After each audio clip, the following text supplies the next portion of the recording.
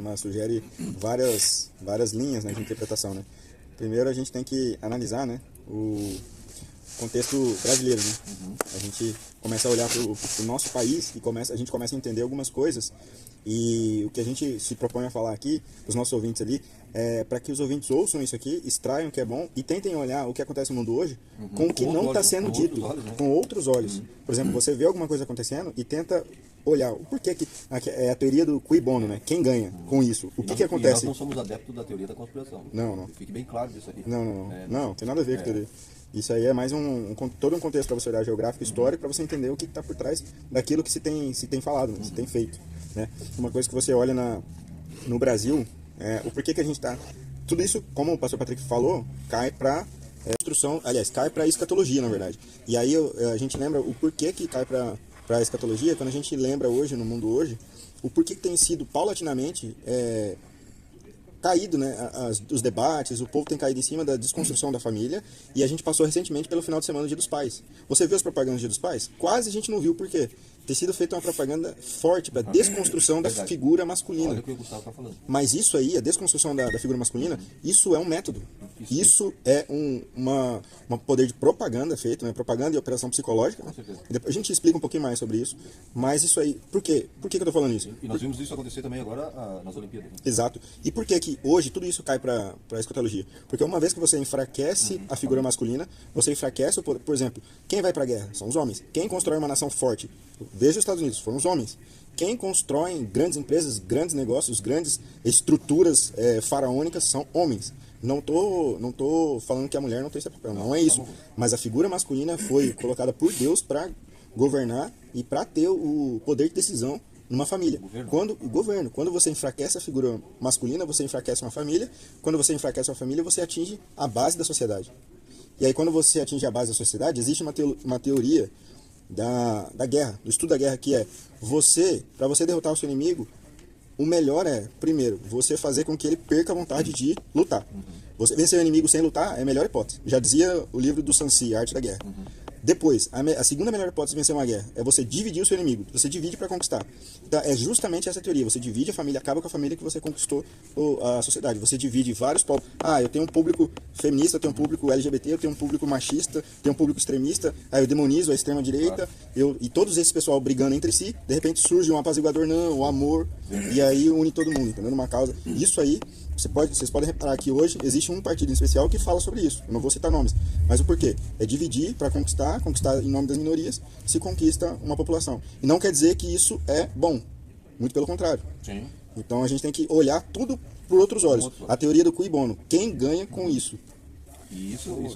Repete para nós, por favor, o endereço do teu canal do YouTube. Gustavo Nunes 116. Gustavo Nunes 116. Tá? Os irmãos estão querendo saber aí para assistir. Se também pode procurar para Gustavo Rodrigues, que é o nome, vai aparecer igual no YouTube. Viu? A irmã Jaqueline pediu. Tá? Pode continuar aí, Gustavo. Ele não deixa nem tomar chimarrão. Não, então. E essa desconstrução da família, isso tudo é uma teoria que não foi criada agora. Não. Isso tudo começou, eu posso citar com vocês, um indivíduo lá na Alemanha chamado Karl Marx. Esse indivíduo ele saiu, ele não trabalhava, ele era sustentado pela esposa, que era na época muito rica, e ele começou a, não trabalhava, começou a se enclausurar no quarto dele e escrever as teses, que mais tarde virou o Manifesto Comunista, que hoje, na verdade ele escreveu o Capital, depois ele escreveu o Manifesto Comunista. E depois ele foi financiado pela esposa dele e começou a escrever isso aí. E o tema dele virou hoje as bases para o socialismo e comunismo. Tá? A galera tem uma distorção e tem uma diferenciação entre os dois, mas basicamente assim, um puxa para o outro. Então o pessoal fala assim, exato. Então essas teses foram escritas por ele, que inclusive tem um triste episódio na vida dele, que ele foi sugando, vamos dizer assim, a esposa dele, toda a riqueza que ela tinha, nesse trabalho dele, que até alguns filhos que ele tinha morreram de fome, esse Karl Marx, e depois ele achou o Frederick Engels para terminar de financiar o projeto dele, e ele faleceu sem ver a obra dele tomar o vulto que tomou. E aí, essa obra, ele dizia que ia se tornar grande nas grandes democracias. Na época, Inglaterra, Estados Unidos, mas na verdade isso aconteceu, não foi nas grandes potências capitalistas, e sim foi onde era fazenda, na China e em Cuba, Cuba e etc. Onde eram grandes fazendas, Rússia e China, na verdade. É esses países que tomaram essas obras e tomaram essa ideologia e começaram a aplicar no mundo. Inicialmente, se falava, né, que o povo, para você dominar o povo, você tinha que promover a libertinagem sexual, para dominar um povo, né? Promover a libertinagem sexual, demonizar a figura do homem e atingir a célula máter da família, da sociedade e proibir as grandes concentrações de pessoas em volta de uma crença. E aí ele falava de igrejas e outras atividades que uniam as pessoas em um propósito só, que basicamente são religiões ou aquelas, vamos dizer, agremiações. Vamos dizer assim, eu gosto de carro, a gente se reúne, tem aquela galera, grupo fechado do que gosta de carro, né, igual a igreja, e é difícil você incutir outra ideia naquele amante de carro, vamos dizer assim, porque eles têm os valores próprios. É igual a igreja. A gente se une em toda... também tem o tradicionalismo. Né? Exato. E aí a gente se une para adorar o Senhor Jesus Cristo. E é difícil você trazer incutir outra mensagem, porque a gente está envolto de um valor só, que é a Bíblia. Isso é uma visão, né? Isso. E aí na China e Coreia do Norte ainda aconteceu o pior. Aconteceu a cassação da Bíblia, né, na Coreia do Norte, e China, restrição você até pode pregar na China, mas dentro da igreja, e não pode fazer o apelo para as pessoas converterem. Complica, né? É, entre aspas, uma pregação. Né? Exato.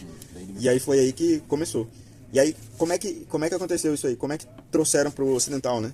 Se você for ver a história, né? A teoria usada é destruir o mundo capitalista, implodindo ele, com os próprios valores. O que o capitalismo pregava? Era a liberdade econômica, liberdade das famílias, liberdade de ir e vir, liberdade de você poder aportar dinheiro, de você crescer, de você prestar um concurso.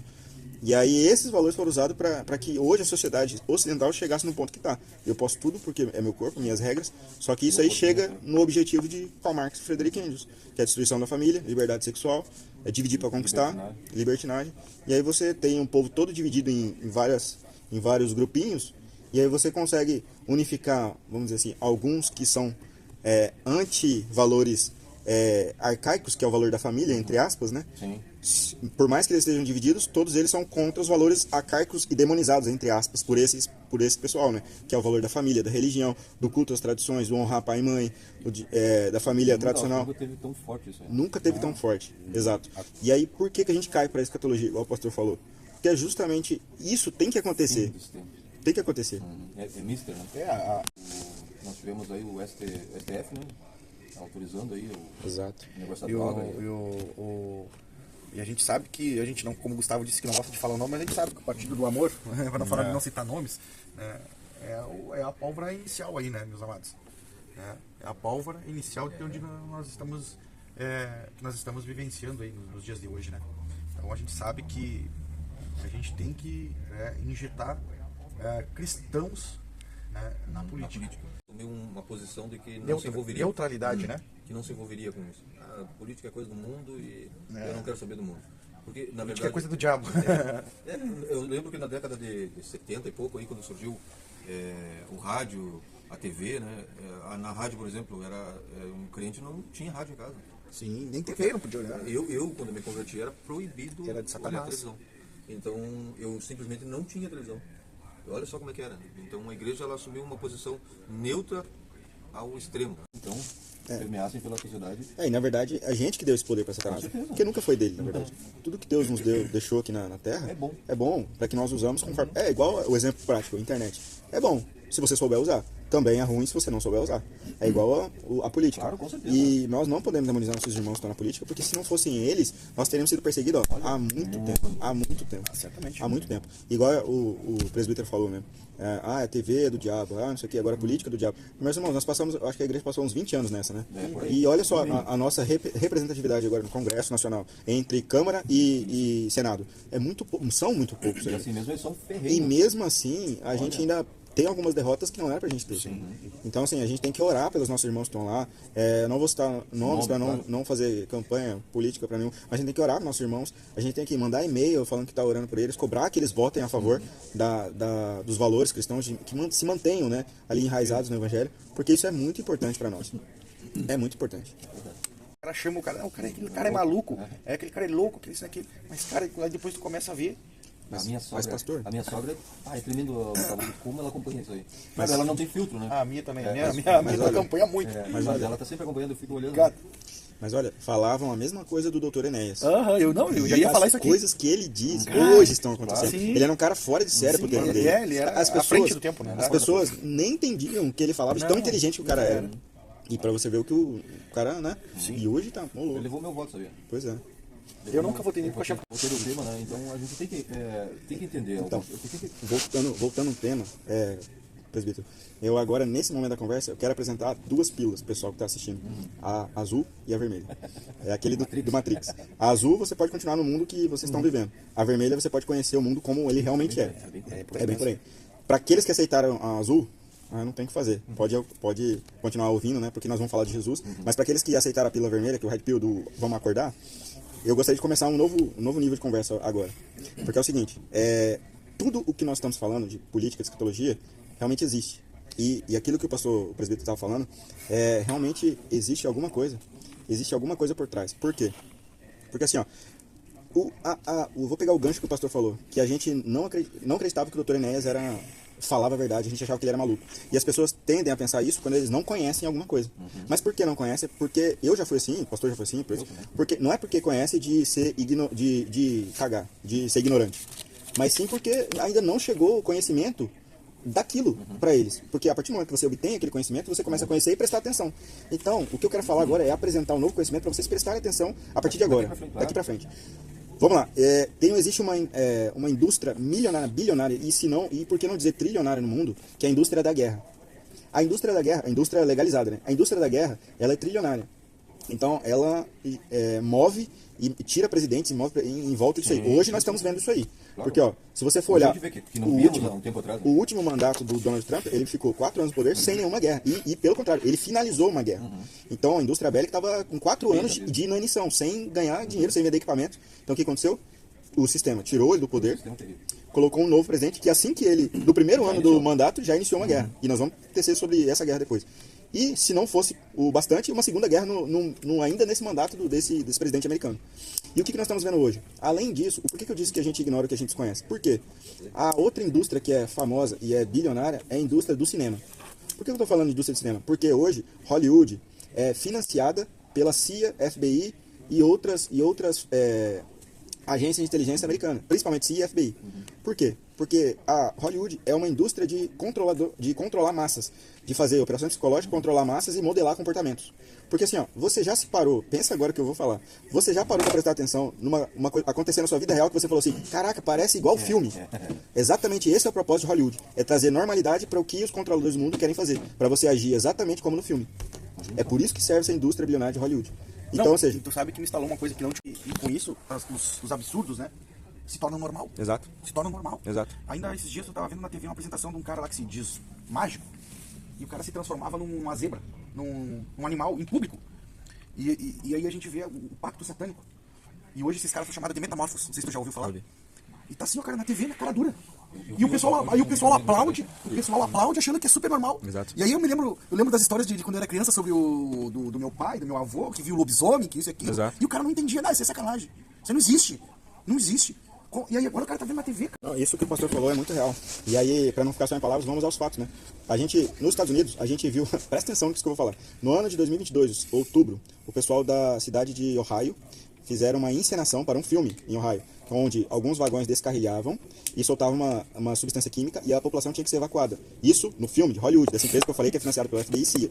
Em 3 de fevereiro de 2023, podem pesquisar aí, quem está em casa, aconteceu exatamente o que foi feito no filme. Dia 3 de fevereiro, nessa cidade de Ohio, um trem descarrilhou com 150 vagões, liberou uma substância que, se não me engano, é cloreto de virila ou vinila, alguma coisa assim, vai estar o nome científico na internet, criou uma zona de contaminação e a população teve que ser evacuada e teve vários mortos e feridos por causa desse acidente. Ou seja, a indústria de Hollywood avisou o que ia acontecer antes, fez um ensaio com a população e no outro ano de fevereiro aconteceu. Outro evento que estava ensaiado para acontecer. Em 2020, no início do ano, o Fórum Econômico Mundial se reuniu com a ONU na Suíça. Diga-se de passagem, a Suíça é onde fica o trono de Satanás, que também é onde fica a sede da ONU e da OMS. Se reuniram lá para fazer um evento 201. Sabe qual era esse evento? Isso em 2019, outubro de 2019. Para fazer um evento onde eles simulavam uma pandemia mundial. 2019, outubro. Em fevereiro de 2020, o que aconteceu? uma pandemia mundial exatamente nos conformes do que eles tinham se reunido para ensaiar e como o mundo reagiria a isso. Não, falando em Simpsons, se a gente vê os Simpsons, eles previram, né, o Trump como presidente, o tentativa de assassinato contra o ex-presidente Trump. Então, assim, a gente toda a indústria bélica de uma outra forma de lutar. É uma indústria Hollywood, é uma indústria a serviço da indústria bélica americana, do poderio americano. Por que eu digo isso? Porque se você for ver nos livros de história, onde realmente ensina história, os Estados Unidos levou uma surra no Vietnã do Sul. Levou uma surra. Só que o que a indústria de Hollywood fez? Colocou o Rambo matando todo mundo, cumprindo as missões, e virou herói nacional. E hoje, se você for falar da guerra do Vietnã no Golfo, os Estados Unidos é uma potência, os Estados Unidos ganhou. Eles inauguraram aquele avião, o helicóptero H1N1, não sei, o Sapão que chamava. Na época era uma superpotência. Aí colocaram no filme do Braddock, do Rambo, e ninguém mais lembra do que a história realmente falou. Então, assim, o que eu quero não é demonizar os Estados Unidos, não é isso. Mas é que as pessoas olhem as notícias hoje e veem o que está por trás daquilo. Como hoje nós vemos a grande mídia. Nos visitaram aí na escola bíblica, né? Que, né, a gente, entre linhas, a gente sabe que são, na realidade, são espiões. Né? Aí a gente vai mais longe, né, Gustavo? Falou isso aí, todo mundo já sabia. Entendeu? Então, mas, né, aí são espiões, cara. São espiões e eles estão em vários continentes. Cara, e os caras colhem tudo, sabe? Acho que até na China lá eles colhem tudo, entendeu? Eles sabem de tudo, da rotina, de como é no estado do Rio Grande do Sul, como é aqui na cidade de Livramento, como é na cidade lá de Bagé, como é na... A Rússia fez uma repatriação dos espiões russos que estavam na Argentina. Pra gente ver o nível, né? Nem os próprios filhos dos casais sabiam que eles eram espiões. Eles foram descobrir no dia que voltaram pra Rússia. E aí o Putin tá lá recebendo o casal de espiões, os filhos surpresos, né? E aí a gente vê que as táticas de Guerra Fria ainda existem. E que espionagem, é muito mais rápido. É só o brasileiro, é só a gente que acredita que a gente vive num país de amor, que todo mundo é igual ao brasileiro, que recebe bem. E vou contar pra vocês que o passaporte mais aceito no mundo é o brasileiro. A gente é aceito em mais de 150 países por causa da nossa cultura, de receber bem todo mundo e tal. Mas isso é aproveitado por terroristas, porque a gente, no começo do ano, a gente teve uma prisão pelo Mossad aqui, ajudou a Polícia Federal a prender um dos terroristas do Hamas aqui em São Paulo. Ele veio pra quê? Pra pegar o passaporte brasileiro, pra entrar em mais países, pra sei lá fazer o quê. Mas a gente ainda tem hoje russos, espiões americanos. Eu vi um filme espionagem é tática de guerra. Na verdade, coisa só do cinema, né? o nome disso é Quinta Coluna. É uma coluna. A gente tem 4 pilares na guerra convencional. Quando os 4 pilares já não tem mais efeito, a gente ativa a quinta coluna, que é justamente isso que você falou. É os que ficam adormecidos, basta o código, eles se viram. Um exemplo, aliás, vários exemplos disso a gente tem naquelas revoluções coloridas. A Revolução Colorida, que destituiu Ali Khamenei lá no país dele, destituiu o governo dele, foi uma revolução colorida, justamente por causa disso. Os Estados Unidos, lógico, se não me engano é o Irã. O Irã. Queriam desalienar o petrodólar. A gente não quer mais seguir o petrodólar. A gente quer outra moeda, tal, não sei o quê. E aí os Estados Unidos, vocês vão, ok, não, beleza. Aí, quinta coluna, Revolução Colorida, destituiu o poder. Só que ali aconteceu que o poder emergente foi pró-russo. E aí o Irã, se você for olhar nos anos 90 para trás, o Irã era como se fosse o São Paulo hoje. Todo mundo sem burca, sem véu, sem todo mundo, homens com mulheres junto, um país livre, pessoal, as meninas sem véu brincando no parquinho junto com os meninos, as mulheres podiam dirigir, tem algumas fotos de mulheres dirigindo, e podiam votar.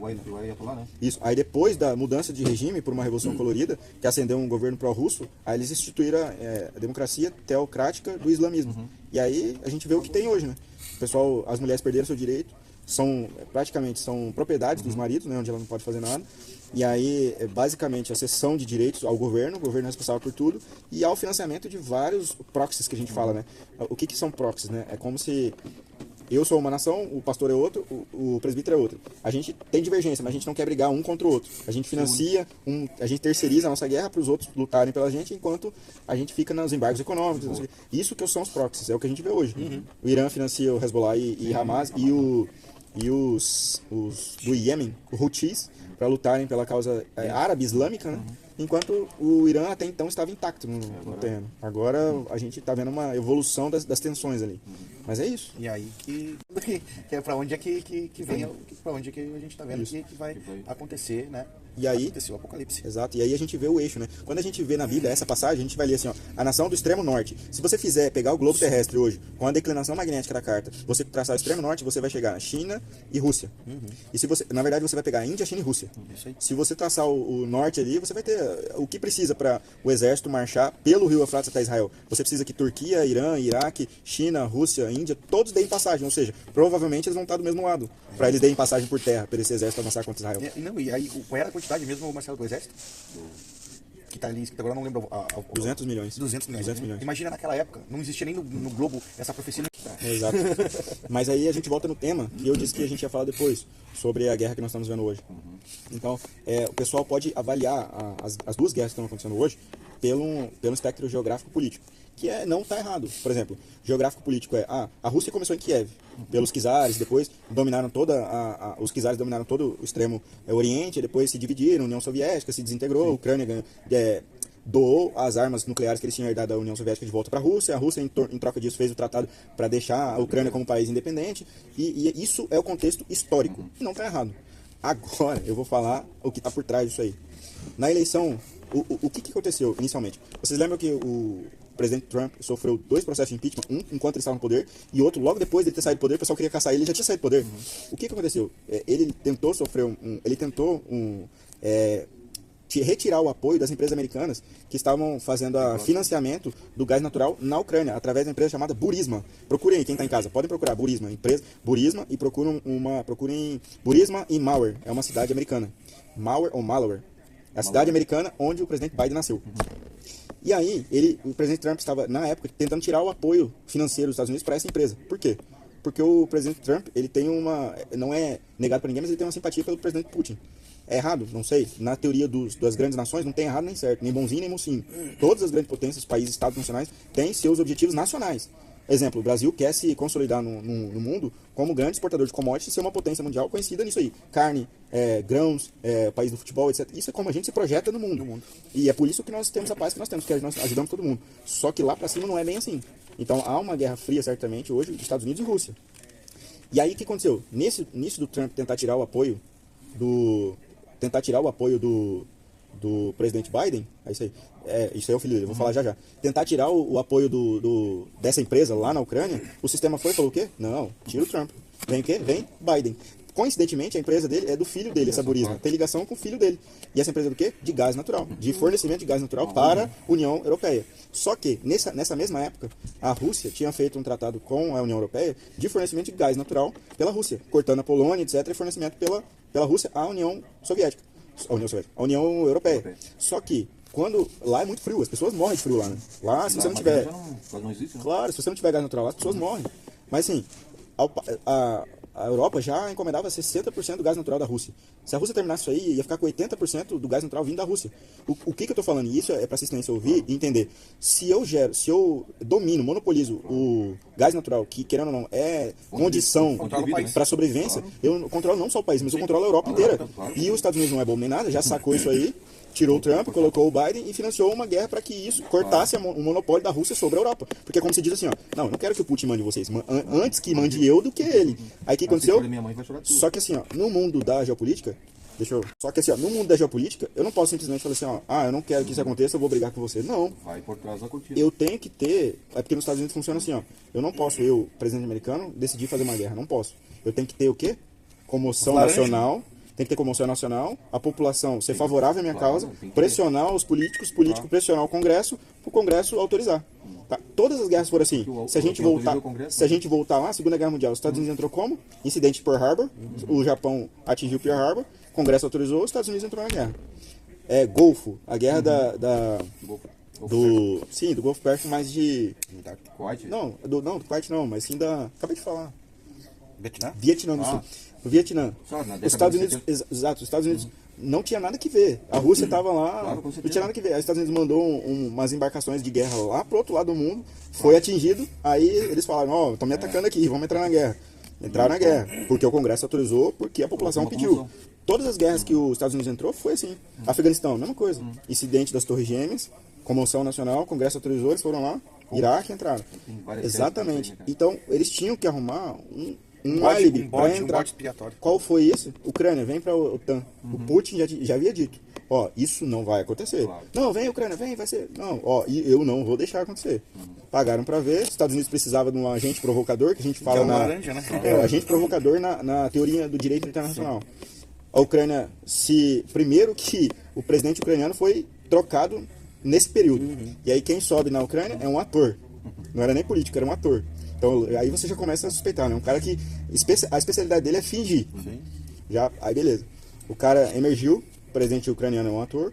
Ok, acontece isso, a Ucrânia tenta entrar para a OTAN, que, o pessoal não sabe, é a Organização do Tratado Atlântico Norte. São 32 países hoje, que a cláusula 5 é atingir um dos 32 países, todos os outros vêm em ajuda àquele lá. Então, antes disso acontecer, o Trump entrou e falou assim, ó, eu vou invadir para, vamos dizer assim, a melhor estratégia de guerra é o ataque. Não estou dizendo que o Putin é bonzinho, não estou dizendo isso. Mas eu estou dizendo que como funciona a teoria dos poderes, a teoria das nações. E aí aconteceu a guerra. E aí, o que hoje nós vemos? Depois, quando começou a guerra, logo em seguida, Estados Unidos, com o SAS, as Forças Especiais do Reino Unido, destrói Nord Stream 1, Nord Stream 2, que era a plataforma por onde a Rússia ia trazer o gás natural para a Europa. Ou seja, se antes da guerra vocês tentariam fornecer, agora que não vão fornecer mesmo. E aí, só que isso aí, o prejuízo para a Rússia foi bilhões de dólares. Bilhões de dólares. E aí a Rússia falou, ó, isso não vai ficar barato. Então, assim, é briga de gigantes, só que tudo isso tem o por trás disso. Não é só simples. Claro, não é simples assim. Porque, pô, não é acordei simples. com vontade de guerrear hoje.